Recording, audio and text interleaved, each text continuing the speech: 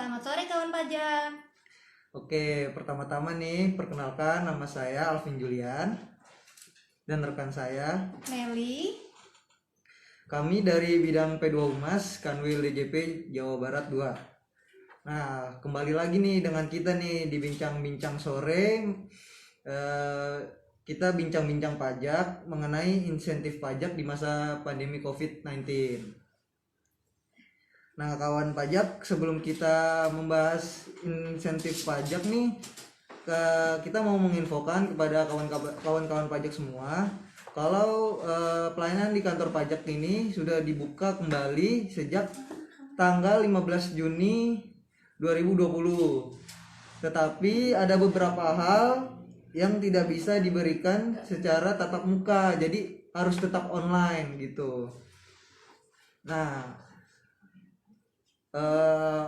apa saja sih sebenarnya yang layanan itu yang harus online dan apa saja yang bisa tatap muka, bisa dijelaskan oleh Mbak Meli. Iya, betul sekali Alvin. Jadi ada beberapa layanan online yang tidak dapat diberikan oleh KPP nih. Contohnya, layanan yang dapat dilakukan melalui website pajak.go.id seperti pendaftaran NPWP, pelaporan SPT yang sudah wajib e-filing, permohonan surat keterangan fiskal dan validasi SSP, serta yang lain yaitu layanan aktivasi e-fin, lupa e-fin, dan juga layanan VAT refund di bandara yang dapat dilakukan melalui email tertentu. Seperti itu Alvin dan kawan pajak.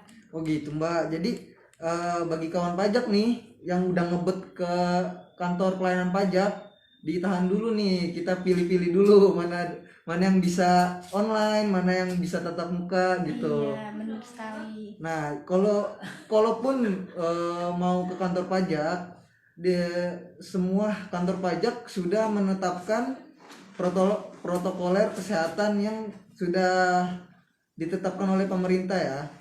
Jadi bagi kawan pajak yang ingin ke kantor pajak harus mematuhi protokoler kesehatan yang udah ada di kantor pajak gitu, karena dalam kondisi ini kita sudah memasuki era yang bisa disebut dengan new normal kali ya. Nah, ngomong-ngomong new normal, kita udah pasti tahu lah ya kenapa kondisi ini terjadi, yaitu pasti karena pandemi COVID nih, Vin. Benar. Di negara-negara negara kita, bahkan dunia sekalipun seperti itu. Jadi untuk menghadapi kondisi ekonomi yang telah unsur kegentingan yang memaksa nih Mbak, Iya. Pemerintah sikap tanggap nih Mbak. Dengan mengeluarkan dan menetapkan peraturan pemerintah pengganti Undang-Undang Republik Indonesia Nomor 1 Tahun 2020, yaitu tentang kebijakan keuangan negara dan stabilitas sistem keuangan untuk penanganan pandemi COVID-19 dan atau dalam rangka menghadapi ancaman yang membahayakan perekonomian nasional dan atau stabilitas sistem keuangan gitu. Nah, terkait Perpu tersebut, Kementerian Keuangan diberi wewenang nih untuk memberikan atau membuat peraturan terkait insentif dan relaksasi. Nah, insentif tersebut itu di dalam bidang perpajakan. Insentif tersebut juga bisa menjadi topik kita dalam perbincangan kali ini, Mbak. Iya, jadi gitu. Yang hotnya pandemi COVID kita bahas ya, insentif perpajakannya gimana gitu ya.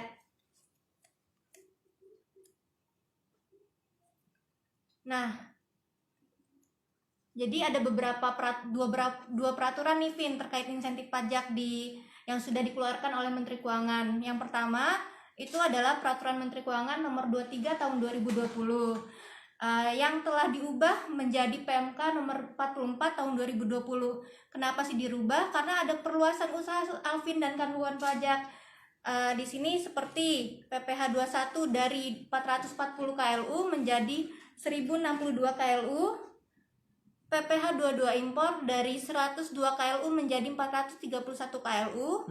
PPh PPh 25 dari 102 KLU menjadi 846 KLU, PPN dari 102 KLU menjadi 431 KLU. Yang menarik nih Vin dan kawan pajak semuanya, di PMK nomor 44 ini juga menanggung PPh final para UMKM. Jadi UMKM di sini sektor yang terkena dampak dari pandemi Covid. Sebelumnya di PMK 23 itu tidak diberikan insentif untuk para UMKM, tapi di PMK 44 kita berikan insentifnya ke sektor usaha UMKM tersebut. Dan kriteria yang dimaksud itu WP-WP yang termasuk sebagai KITE. KITE itu adalah kemudahan impor tujuan ekspor dan para wajib pajak yang diberi ketetapan yang termasuk di kawasan berikat. Jadi ini salah satu penerima insentif PMK 44. Ada satu lagi Alvin, PMK nomor 28 tahun 2020, yaitu tentang pemberian fasilitas pajak terhadap barang dan jasa yang diperlukan dalam rangka penanganan pandemi COVID 2019 gitu. Jadi Alvin tahu nggak nih latar belakang dikeluarkan peraturan ini tuh gimana sih?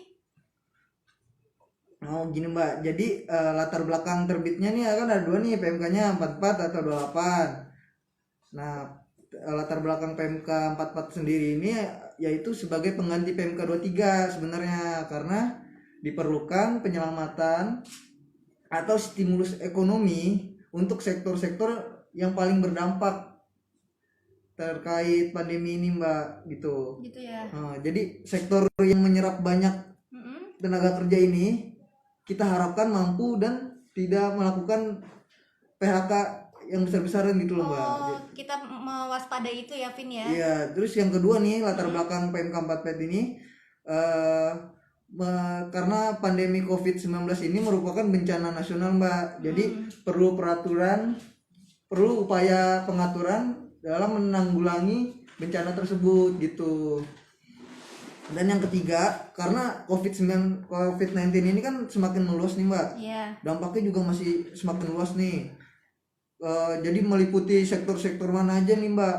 Nah termasuk pelaku usaha kecil dan menengah. Terkena juga ya Vin Terkena ya. juga Mbak. Iya. Maka kalau dari itu kita perlu diberikan perluasan insentif juga Mbak gitu. Jadi menggantikan PMK 23 karena PMK 23 itu sangat kecil Mbak lingkungannya gitu. Ruang lingkupnya ya masih kecil ya. Ruang lingkupnya kecil gitu. Oh gitu. Nah, tadi kan kita udah PMK 44 nih. Kita bahas ke PMK 28 Mbak. Iya, gimana Vin? Jadi latar belakangnya itu tentang karena keputusan pemerintah untuk menambah total biaya APBN Mbak. Ya. Gitu ya. Terus yang kedua lebih mengenai prioritas anggaran di bidang kesehatan untuk perlindungan tenaga kesehatan. Jadi tenaga kesehatan itu disupport sama pemerintah lah. Disupport pemerintah seperti pembelian alat pelindung diri, test kit, regen, ventilator, banyak deh Mbak, macam-macam gitu. Dan yang ketiga itu latar belakangnya sebagai melindungi rakyat dari ancaman wabah virus corona gitu Mbak. Gitu Vin ya. Nah dari dua peraturan tersebut pasti kawan pajak ini nih banyak apa sih bedanya gitu kan, PMK 44 atau PMK 28 gitu. Nah yang menjadi pembeda itu adalah dari WP yang memanfaatkan PMK tersebut gitu. Nah untuk PMK 44 sendiri yang memanfaatkan adalah wajib pajak yang terdampak usahanya. Jadi PMK 44 ini khusus yang terdampak usahanya gitu loh, sehingga perlu diberikan insentif, diberikan bantuan oleh pemerintah. Sedangkan untuk PMK 28 itu WP yang memanfaatkannya adalah pihak-pihak tertentu yang berjuang untuk menghentikan atau meminimalisir virus COVID-19 ini gitu. Jadi bedanya gitu, yang satu memanfaatkan, yang satu yang berjuang meminimalisir dan menghentikan COVID-19 ini Mbak gitu. Oh, dari dua sisi yang berbeda ya. Iya.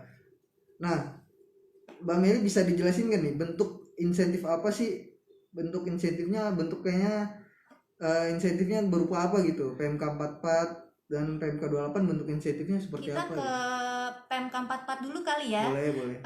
PMK 44 di sini bentuk insentifnya bisa berupa dari PPh 21 karyawan, ini tuh ditanggung pemerintah. Lalu PPh final UMKM juga ditanggung pemerintah.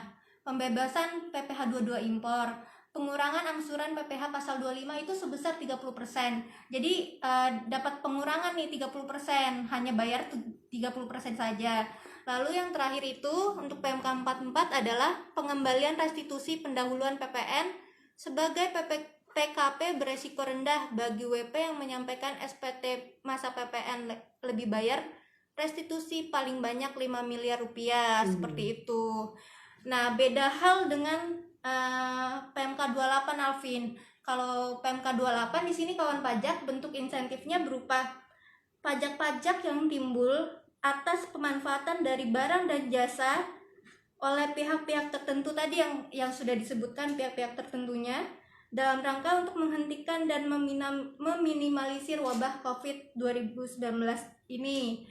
Contohnya apa saja barang yang merupakan objek pajak dari PMK 28 itu seperti obat-obatan, vaksin, peralatan laboratorium, pendeteksi dan pelindung diri, serta perawatan pasien dan peralatan pendukung lainnya untuk menangani pandemi COVID 2019 ini. Lalu kalau dari sisi dari jasa, itu jasa konstruksi, jasa konsultasi teknik dan manajemen, jasa persewaan, jasa pendukung lainnya untuk keperluan penanganan pandemi COVID 2019, seperti itu. Jadi kalau kita jabarkan PMK 28 ini bentuk insentifnya banyak Alvin, banyak beda. Banget ya, Mbak ya? Ada 9 nih. Kalau gitu. tadi PMK 44 tuh ada 5 ya. PMK 28 tuh ada 9 bentuk insentif, bisa berupa PPN tidak dipungut atas impor barang kena pajak oleh pihak tertentu. PPN ditanggung pemerintah atas penyerahan BKP, JKP kepada pihak tertentu. PPN ditanggung pemerintah atas pemanfaatan JKP dari luar daerah pabean di dalam daerah pabean oleh pihak tertentu itu juga. Lalu tidak dikenai PPN atas impor BKP yang digunakan untuk pemanfaatan JKP sepanjang memiliki surat keterangan pemanfaatan jasa kena pajak dari luar daerah pabean di dalam daerah pabean atau yang disingkat dengan SKJLN sebelum melakukan impor. Lalu yang kelima ini ada pembebasan PPh 22 impor kepada pihak tertentu yang melakukan impor barang. Pembebasan PPh 22 kepada pihak tertentu yang melakukan pembelian barang. Pembebasan PPh 22 kepada pihak ketiga yang melakukan penjualan barang kepada pihak tertentu. Pembebasan PPh 21 kepada wajib pajak orang pribadi dalam negeri yang menerima imbalan dari pihak tertentu. Pembebasan PPh 23 kepada WP badan yang menerima imbalan dari pajak tertentu. Gitu. Ada 9, banyak ya Vin ya? Iya, banyak banget ya Mbak ya.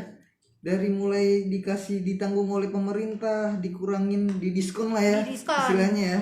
30% Vin. Lumayan ya. Banyak ya Mbak ya. Terus yang enaknya lagi para UMKM juga dibebaskan oleh pemerintah juga, ditanggung sama pemerintah. Lah Mbak ya, ditanggung dulu gitu. Iya. Nah, jadi gimana nih Vin? Para kawan pajak kita nih untuk bisa memperoleh insentifnya itu gimana sih caranya? Nah, untuk kawan pajak nih, kan tadi udah dijabarin tuh banyak banget tuh.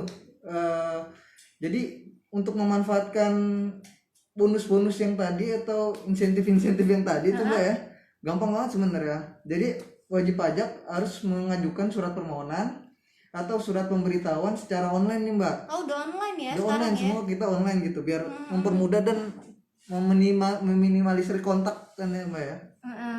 Jadi mengajukan surat permohonan dulu dan pemberitahuan di website BJP online Mbak. Pajak di website www.pajak.go.id gitu. Di situ juga bisa ya. Iya. Nah, pertama-tama kita pastikan dulu nih. Gimana caranya? Wajib pajak punya akun DJP online-nya gitu. Jadi harus ada daftar online dulu harus ya. Harus daftar dulu. Kalau belum daftar kan berarti belum lapor Mbak. Iya benar. Berarti harus lapor dulu tuh Mbak. Iya. Bikin EVIN dulu gak sih? Iya. Jadi harus dapetin EVIN-nya dulu. Iya. Baru EVIN bikin akun DJP online. Nah baru nih bisa daftar mengajukan insentifnya gitu. Nah kalau udah masuk ke website pajak.go.id-nya ini, ada menu namanya KSWP. Oh, KSWP Ah, di ada tuh menunya ntar itu. gede di situ KSWP. Diklik aja tuh KSWP. Habis itu kita pilih Mbak Pilih pajak apa tuh? yang bisa didapatkan insentifnya gitu. Oh, jadi udah ada semua di Udah sana. ada semua, kita tinggal pilih aja tuh. Habis itu setelah pilih jenis pajaknya apa aja, Mm-mm. kita masukin upload lah ya istilahnya Iya. ya. Upload permohonan kita gitu, permohonan atau pemberitahuan kita untuk menggunakan insentifnya gitu Mbak. Oh gitu.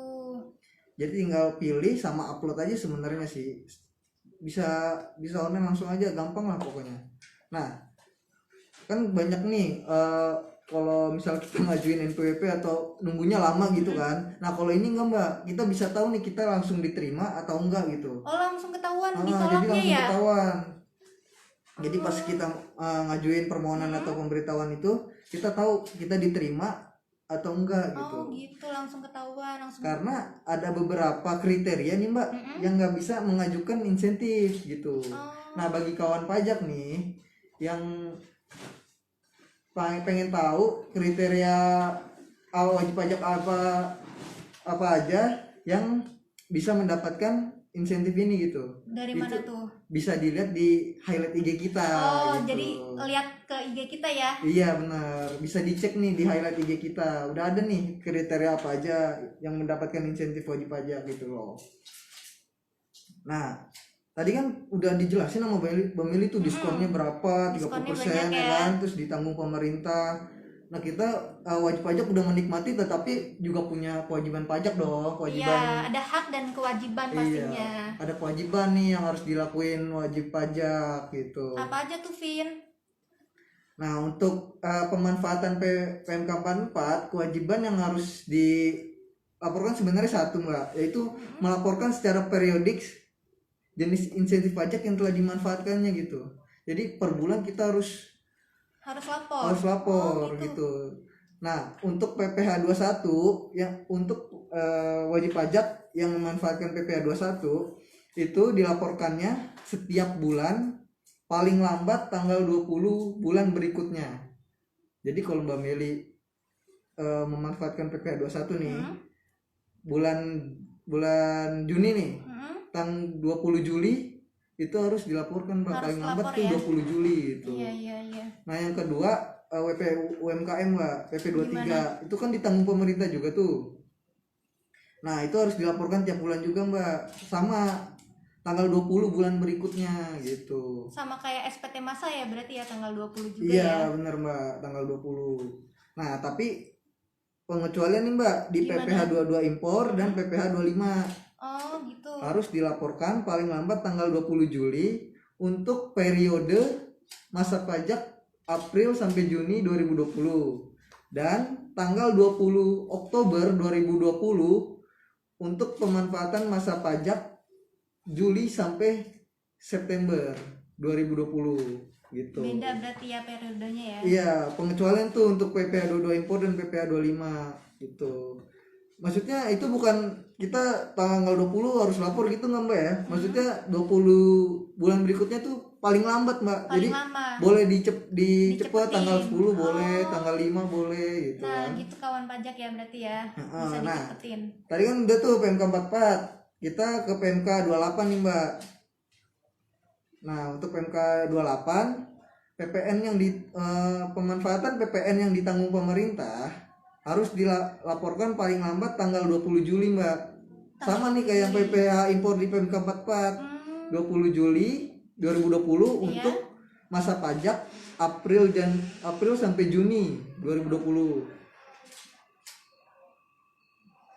Nah, untuk tanggal 20 Oktober 2020 itu untuk masa pajak Juli sampai September 2020 gitu. Nah, di PMK 28 kan ada PPN yang ditanggung pemerintah dan PPh 22, PP 22 impor dan PPh 23 nih. Nah, itu sebenarnya sama sih Mbak teknisnya Sama ya? Mbak.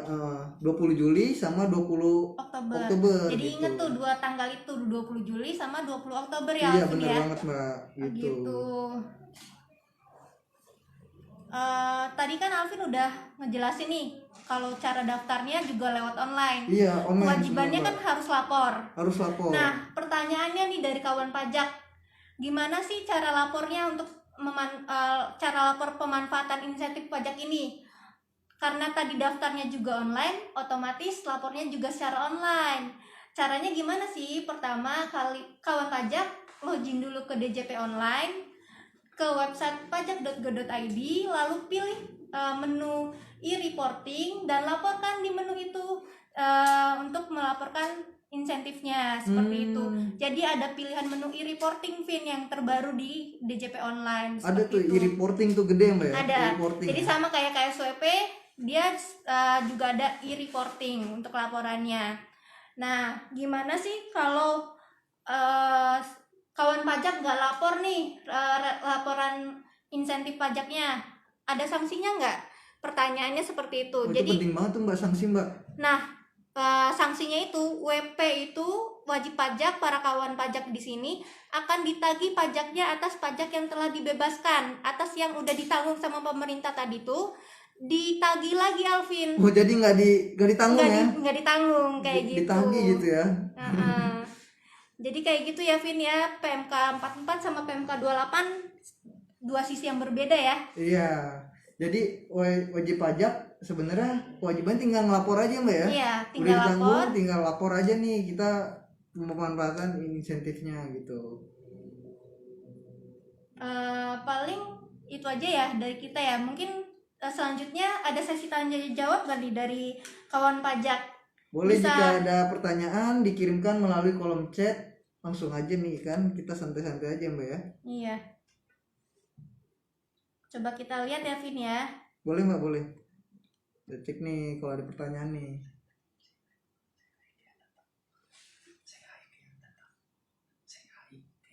Iya ya. Ada kawan pajak kita nih, Ahmad Syaroni. Mungkin kawan pajak kita ada yang nanya nih, Mas Roni gimana, ada pertanyaan?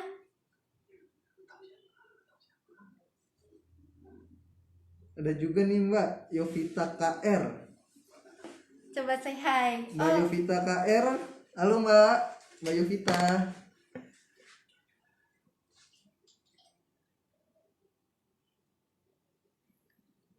Belum ada ya nih ya kayaknya ya nih pertanyaan dari kawan pajak kita.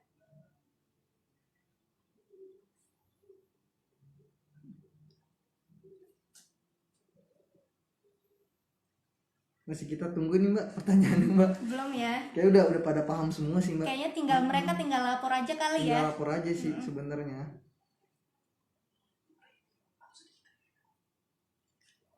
Jadi kita ulangin lagi kali ya. Paling cara daftar dan lapornya itu lewat online Lewat ke online. pajak.go.id. Semuanya lewat online gitu. Udah online semua ya. Gampang banget deh. Terus paling gitu ya Vin ya.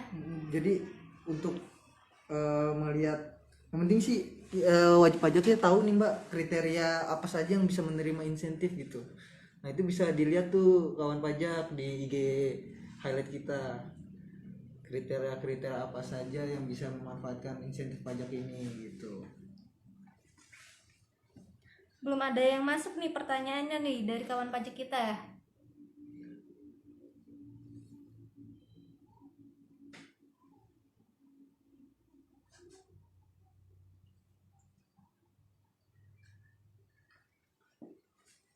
Oke deh, gini aja Mbak, kalau misalnya kawan pajak nih, oh ada yang nanya Mbak, Syarat dari Ibu Endah DMYNT, cara lapor insentif PPh pasal 25 bagaimana?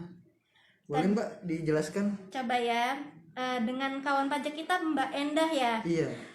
Tadi semua cara lapornya satu, harus online di djponline.pajak.go.id.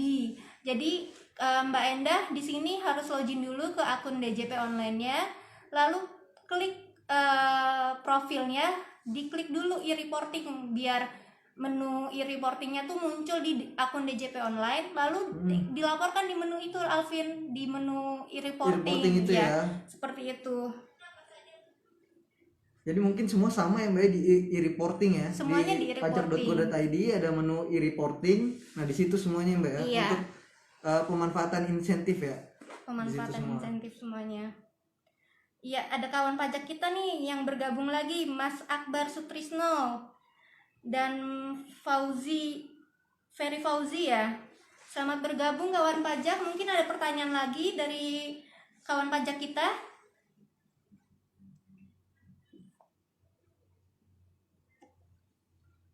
Ada Bapak Denny Miki Hidayat. Halo Bapak Pak Denny.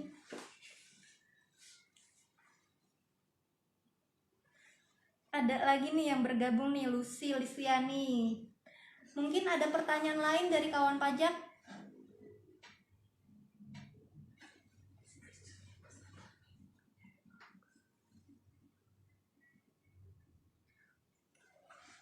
Bagi yang baru bergabung boleh nih ditanya tentang insentif pajak. Kalau ada yang bingung kan tentang insentif pajak, boleh langsung ditanyakan aja di kolom chat.